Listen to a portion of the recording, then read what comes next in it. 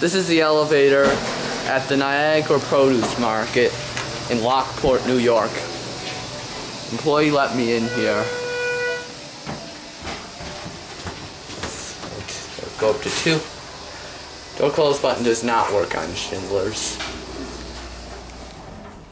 So where does this go to?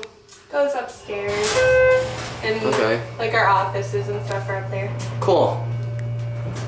Yeah, I was like driving here looking for some elevators to film because most places are closed on Memorial Day. What are you doing? I just let's go back down to 1. You mean what do I do with the videos? Yeah, just YouTube. Yeah. Cool. There's a whole community of people who have my interests. Oh, really? Now I'm gonna get a cab for you. I've never heard of that. Do you want me to move?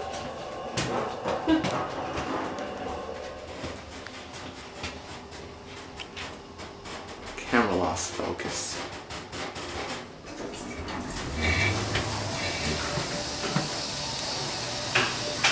Let's watch it close up.